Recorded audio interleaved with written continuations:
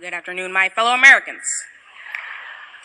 Just kidding, that's not what this is. Sorry about that. Good afternoon, students, teachers, faculty, and family members. Before I start my speech, I want to give some special thank yous to some special people.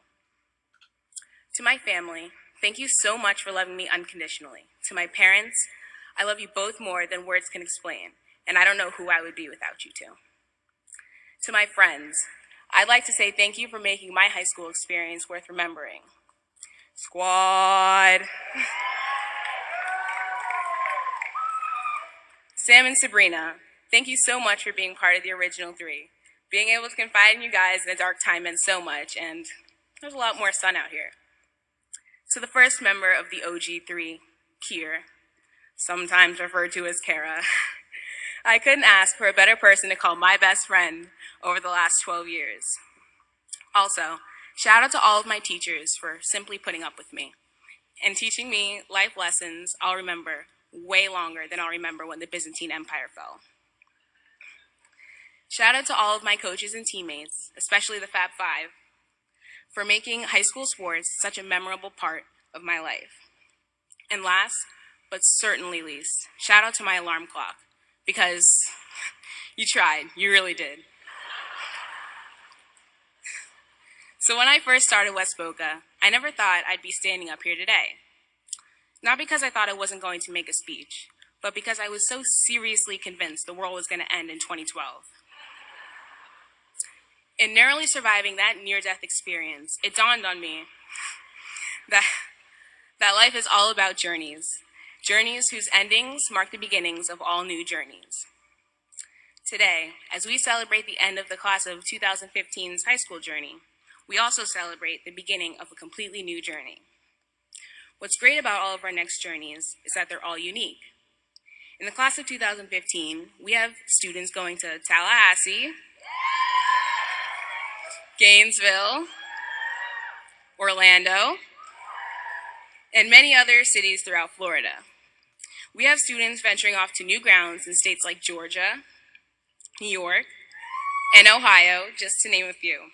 And we have students attending top schools like Yale and MIT. I know, right? We have students going into the armed forces to honorably serve our country.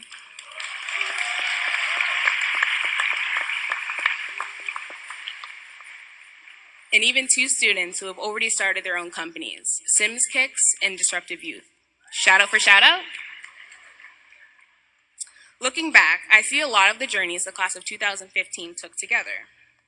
There's the journey across the the courtyard on a hot day, the never-ending journey of a regular day, the journey this class got to take across the gym just 2 years ago from the original sophomore side to the junior side at our last pep rally of 10th grade, and the completely voluntary journey we all took through everyone's favorite website, Florida Virtual School.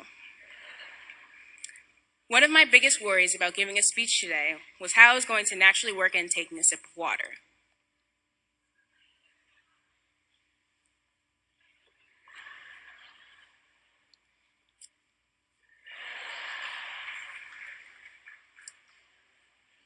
I'd like to assure everyone that this is not a concern for me anymore. Oprah Winfrey never once said, "The journey of life is like a man riding a bicycle. We know he got on the bicycle and started to move. We know that at some point he will stop and get off. We know that if he stops moving and does not get off, he will fall off." This was actually said by William Golding, a famous English writer, but I had to find a way to put Oprah into my speech somehow. I love me some Oprah. Anyway, I feel this quote perfectly describes the journey we are about to embark on. Just as we know the man on the bicycle got on the bicycle and started moving, we know that the graduates in this room all have big plans for the future, ready to be set into motion. Just as we know the man will stop at some point and get off the bicycle, we know at some point we'll reach a desired destination and get off our imaginary bikes, only to get back on and pedal towards our next goal. And just as we know the man will fall if he stops moving without getting off the bike first, we know if we stop trying for what we want to achieve, we may never get to where we want to be. Yeah, some heavy stuff. The graduates sitting in this room are the future, and the potential packed in the class of 2015 is immeasurable. To my fellow classmates, I encourage you to take advantage of every opportunity that comes your way. Confront any adversity you may face head on with the confidence that you can and you will overcome it. Take the bull by the horns, if you will. Go Bulls. So, as this speech comes to a close, I want to reflect on one of the most important lessons I've learned to date. I've been talking a lot about journeys, and the most profound thing I've learned from a journey is don't stop believing.